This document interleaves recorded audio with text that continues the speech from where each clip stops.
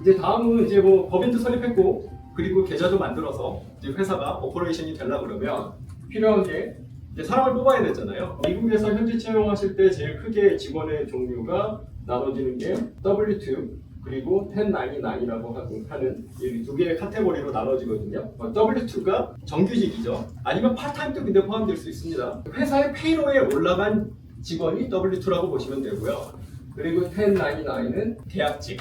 근데 사실 다른 거는 다 직관적이라서 그냥 보시면은 딱 아실 거예요. 소득세 원천 징수라던가 사회보장, 메디케어, 그리고 고용보험 이런 것들 회사에서 반드시 해줘야 되는 게 정규직 W2 페이롤 직원이고 이 1099 직원한테는 안 해줘도 되고 오히려 해주면 문제가 생길 수가 있고 이 사람이 나중에 나는 이 W2 직원이기 때문에 다른 혜택을 요청을 할 수도 있고요.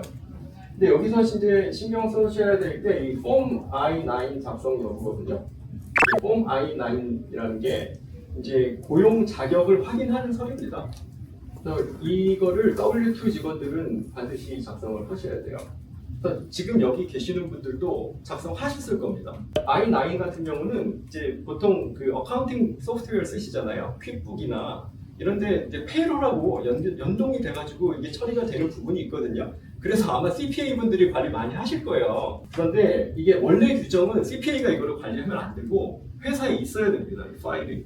그래서 만약에 CPA가 하시더라도 이 파일을 별도로 파일 만드셔가지고 회사에 보관을 해놓으시는 게 좋아요. 특히 이 I9 관련해서는 이민국 산하에 경찰이 아이스라고 이민경찰 그쪽에서 감사하는 대상입니다. 그래서 이게 요즘에 굉장히 빈번해요. 이거는 회사 사이즈에 따라서 뭐 감사가 나오고 안 나오고 이런 게 아니라 작은 회사일수록 오히려 더 나올 수가 있어요. 그러니까 그 I9 이 부분은 좀 특히 신경 쓰시는 게 좋겠고요. 그 다음은 이제 E-Verify라는 건데 I9으로는 회사가 자발적으로 채용하는 직원이 미국에서 일할 자격이 있다, 법적으로 허용됐다. 라는 거를 회사에서 자체적으로 검증을 하는 거고 E-Verify는 거기서 한 단계 더 나가서 이거를 이제 온라인으로 DHS죠. 그 이민국이 속한 Department of Homeland Security 아니면 SSA, Social Security Administration 거기에 이제 데이터랑 다 교차 검증을 해서 실제로 이 사람이 일을 할 수 있는지 없는지를 보여주는 그런 시스템이고요. 이게 뭐 매사추세츠도 그렇고 대부분의 주에서 의무가 아니기 때문에 안 하실 수도 있어요. 그런데 꼭 해야 되는 경우가 만약에 페더럴 거버먼트랑 어떤 컨트랙이 있다. 그러니까 반드시 하셔야 되고요. 그리고 혹시라도 그 스템 OPT 직원을 채용을 OPT 기간 동안에 채용하실 수 있잖아요. 그럴 때는 이게 E-Verify가 반드시 등록이 되어 있어야 됩니다. 컴플라이언스 관련해서 혹시 궁금하신 점 있으신가요? 네. 그 E-Verify를 하면은 네. 직원들 그 I9 하는 것처럼 직원들 정보를 다 저기다 넣어야 되는 거예요? 네네네. 근데 직원 정보라는 게 사실 뭐 간단한 신상 정보죠. 이름 그리고 현재 미국에 있는 신분 상태, 그 결혼 여부, 주소 이런 것들 들어가거든요. 네. 본사에서 파견해서 아니면은 뭐 비자를 내거나 할 때는 상관이 없나요? E-Verify가 꼭 필요한 거 아니에요? 이거 필요 없습니다. 필요 없어요? 예. 우리가 법인도 설립을 했고 계좌도 만들었고 다 했으면 이제 실제로 운영을 해야 되는데 이제 보통 법인을 설립하고 초창기에는 어쩔 수 없이 본사 인력이 미국으로 올 수밖에 없잖아요. 그렇기 때문에 이제 주재원을 파견하셔야 되는데 주재원을 파견하실 때는 받는 비자가 크게 이제 두 가지가 있습니다.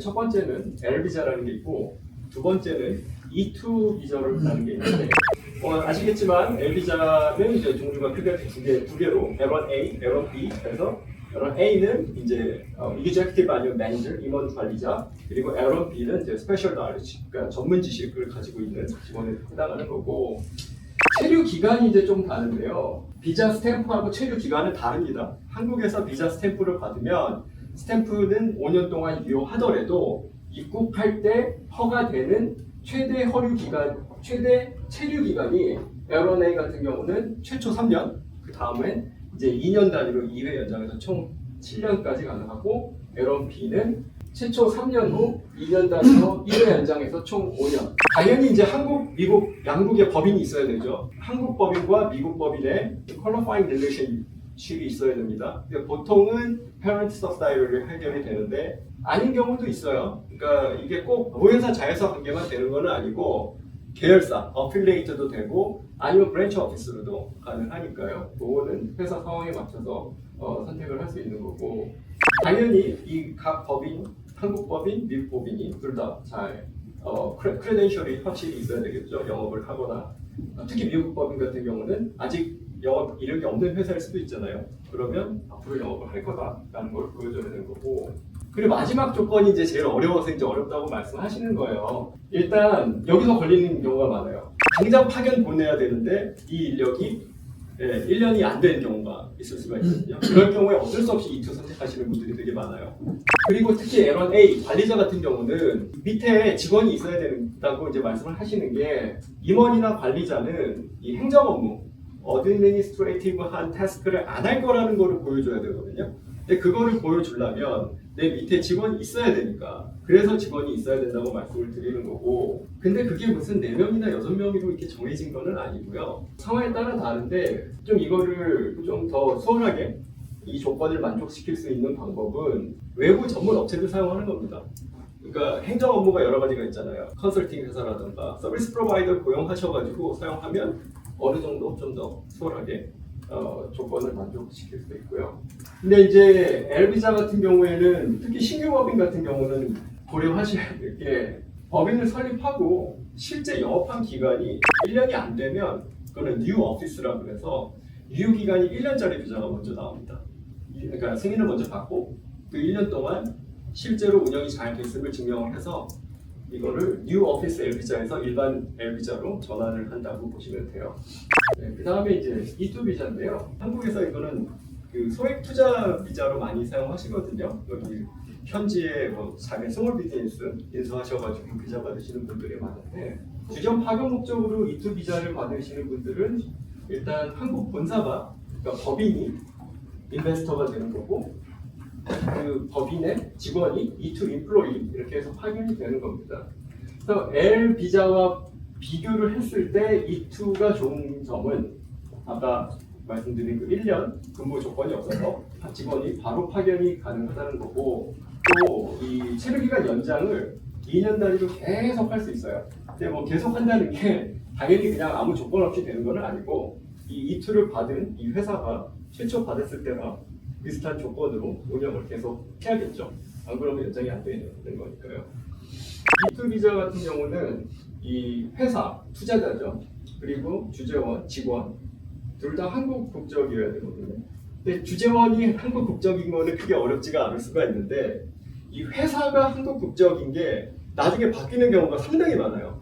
특히 상장 아니면 어디 투자 받고 해가지고 실제로 법인의 소유주가 50% 이상이 외국 국적인 사람이 되는 경우들이 꽤 있어요. 그럴 경우에는 E2를 더 이상 쓸 수가 없습니다. 그리고 또 이제 미국 법인 오퍼레이션을 커버할 뭐 인건비라던가 사무실 임대 이런 거를 할 금액이 상당한 수준. 이것도 금액이 정해진 건 아니거든요. 근데 예전에는 이게 뭐 8만 불이었던 시절도 있고 10만 불이었던 시절도 있는데 최근에는 한 20만 불 정도는 되어야 이제 안전하다라고 이제 저는 말씀을 드리고 있고요. 그리고 이제 직원은 여기서 이제 매니저급 이상으로 올 거다라고 하는 중입니다. 그래서 이 두 개를 비교를 하면 사실 다른 것보다 제일 중요한 게 이 L1A 비자가 영주권 받기 굉장히 유리하거든요. 일단 L1A 리퀘어먼트랑 주재원들이 받는 퍼스트 캐테고리 중에서 C라고 있어요. 그래서 EB1C 아니면 E13, E13 이렇게라고 하는데 그거랑 조건이 굉장히 흡사합니다. 그래서 L1A로 나오신 분들은 EB1C로 영주권 받기가 되게 좋으세요. E2 비자는 어떻게 생각하면 비자 받기에는 더 수월할 수도 있어요. 이 영주권을 받기에는 조금 어려울 수도 있는 거죠. 그리고 또 왜 그러냐면 E2가 쉬운 것 중에 하나가 한국 본사에서 1년 동안 근무하는 조건이 없잖아요. 그런데 EB1C를 하려고 그러면 한국 본사에서 1년 이상 근무를 했었어야 돼요. 그러니까 아예 그 조건을 만족시키지를 못하면 결국은 E2로 나와서 EB1C를 못하고 그냥 일반 취업 영주권 그 대기기간이 엄청 길어요. 아주 2년 넘거든요. 네, 그거를 하셔야 되니까 그런 쪽에서는 되게 불리했다고 할 수 있습니다. 주재원 비자까지 말씀드렸는데요. 혹시 궁금하신 점 있으시면 꼭 주재원 비자 아니더라도 이민 쪽 관련한 질문 있으시면 좀 자유롭게 해주셔도 좋겠습니다. 혹시 L1A로 나와 있는데 결국에 영주권을 취득하기에 유리한 비자긴 하지만 회사가 오케이 해줘야 영주권 신청을 할 수 있는 거 아니에요? 그렇죠. 회사에서 스폰서를 해줘야 되는 거죠. 영주권을 접수를 할 때 서류를 저희가 두 가지를 접수를 하게 돼요. I-140 페티션 청원서가 있고 485 영주권 원서가 있어요. 근데 이 청원서는 회사가 서명을 해야 됩니다.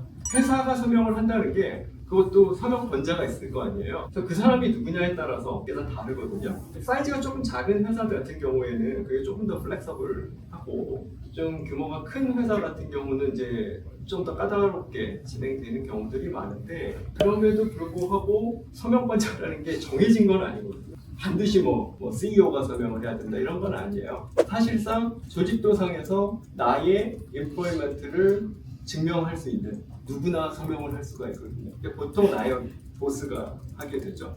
아까 이제 스탬프 기간하고 실제 유효 기간하고 차이가 있잖아요. 네. 뭐 2년, 1년 막 이렇게 되는데 한두 달 더 있다가 이제 갈 거야. 그래도 연장 신청을 해야 되나요? 연장 신청을 하시는 게 좋죠. 상황이 어떻게 바뀔지 모르니까요. 신분 상태는 항상 유지하시는 게 좋습니다. 어떤 경우라도 비장한 신분 상태로 있으시다가 영주권 지원을 하게 되면 사실 영주권이 접수가 되는 순간 그게 심사 결과가 나올 때까지 기존에 가지고 있던 비자가 만료돼도 불법 체류가 아니거든요. 근데 그럼에도 불구하고 이 비자가 연장은 계속 하시는 게 좋거든요. 100%가 없기 때문에 만약에 영주권이 펜딩 상태에서 실용적으로 거절이 됐다. 그러면 내가 돌아갈 스테이터스가 있어야 되잖아요. 만약에 없으면 그동안에 있었던 이 전체 기간이 다 불법 체류 기간으로 돼서 정말 큰 문제가 생길 수가 있으니까 예, 그래서 포인트는 신분 상태 잘 유지하시는 게 좋습니다. 이비트로 온 가족이 뭐 예를 들어서 와이프라고 하면 와이프가 본인의 한국 회사로부터 만든 주재원 발령 받아서 예비제로 바꾼다 이런 거는 이제 다시 그런 경우도 많으세요? 네. 그러면 이 안에서가 아니고 영사관 있는 해외 가서 다시 발부를 받아야 돼요. 꼭 그렇지는 않고요. 미국 안에서도 가능합니다. 근데 이제 비자가 바뀌었기 때문에 만약에 미국 밖으로, 그러니까 해외로 출국을 하게 되면 새로 스탬프를 받으셔야 되는 거죠. 네네. 네, 혹시 더 궁금하신 점 혹시 나중에라도 생기시면은요 저희한테 전화하셔도 되고 이메일 주셔도 되고 연락 주시면 제가 상담 드리도록 하겠습니다.